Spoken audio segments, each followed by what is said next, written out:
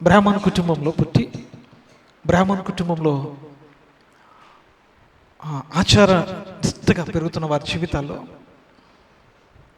వాళ్ళ నాన్నగారు ఎల్ఐసిలో ఒక మంచి ఆఫీసర్ అంట.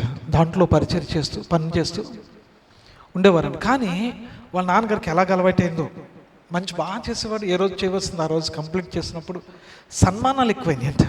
ఆ సన్మానాల్లో కాస్త ఏం చేశారంటే చొక్క అలవాటు చేశారంట. ఆ చొక్క కాస్త బ్రాందీ షాపును విడిచిపెట్టుకోకుండా పాడు చేయడం ప్రారంభించిందంట.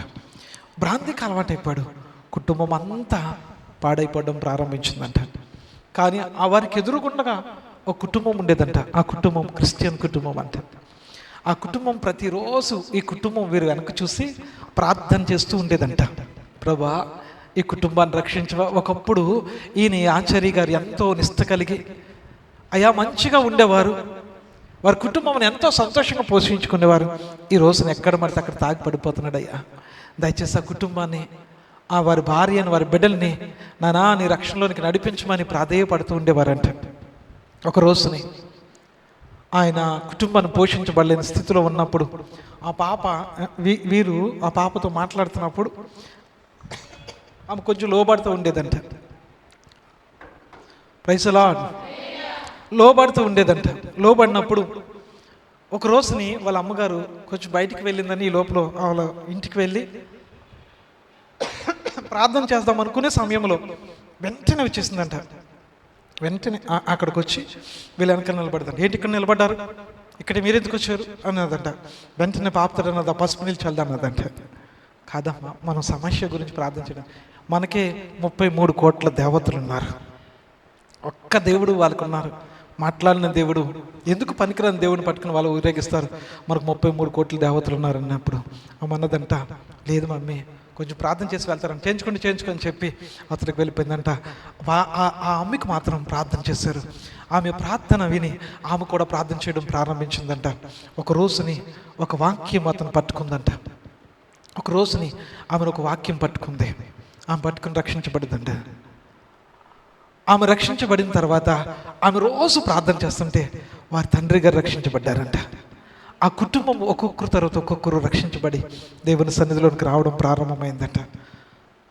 వారి బంధువులు, వారి యొక్క స్నేహితులు అందరూ కూడా వారు ఏం చేశారనంటే కొంచెం బెడంగా పెట్టారంట. అయినా వారు మాత్రం దేవుని విడిచిపెట్టుకోకుండా ఆరాధించడం ప్రారంభించారంట.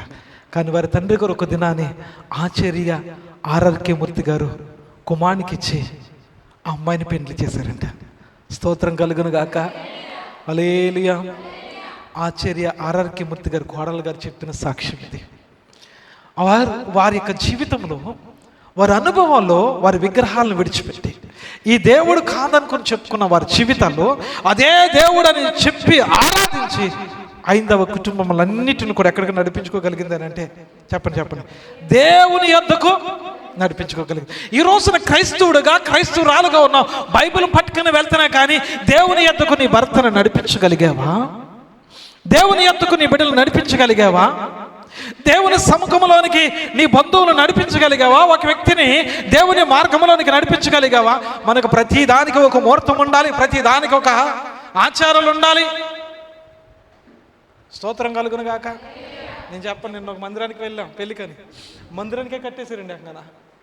ఏంటిది, ఎంత నాతో వచ్చిన పాస్టర్ గారు దాదాపు ఇంచుమించుగా 20 మంది 30 మంది పాస్టర్ గారు వెళ్ళాము అక్కడికి. నాతో వచ్చిన పాస్టర్ గారు అంటాడు, అన్యా ఇదేంటి అన్యా అన్నాడు. ఏమంటా మరి, ఎంత ఆచారాలు, ఎలాంటి జీవితంలో మనం ఉన్నామో ఒకసారి అర్థం చేసుకోండి. ఎలాంటి పరిస్థితిలో ఉన్నామో ఆ సంఘము కొరకు, ఆ వ్యక్తుల కొరకు ప్రార్థన చేయవలసిన బాధ్యత ఉంది. ఒక క్రైస్తవ కుటుంబము ఒక అన్య కుటుంబం కొరకు రోజు వారి వైపుకు తిరిగి ప్రతి ఉదయాన్నే ప్రార్థన చేయగా ఆ కుటుంబం ఎక్కడికి వచ్చింది? దేవుని సన్నిధికి వచ్చింది. దేవుని సన్నిధికి రావడం కాదు, ఆ అంతర్జాతీయ సువార్థికుల ఇంట్లోనికి వచ్చిందండి. స్తోత్రం కలుగును గాక. ఒక సువార్త కుటుంబముగా మార్చబడింది. ఈ రోజున నువ్వు కూడా చేయవలసిన పని ఏంటో తెలుసా? తప్పిపోయిన వారిని, జారిపోయిన వారిని, స్తోత్రం కలుగును గాక. హల్లెలూయా. చాలా మంది రక్షించబడ్డామని, బాప్తిసం పొందామని బూతులు తిట్టేవాళ్ళు లేరా? భర్తను తిట్టేవాళ్ళు లేరా? భర్తను శపించేవారు లేరా?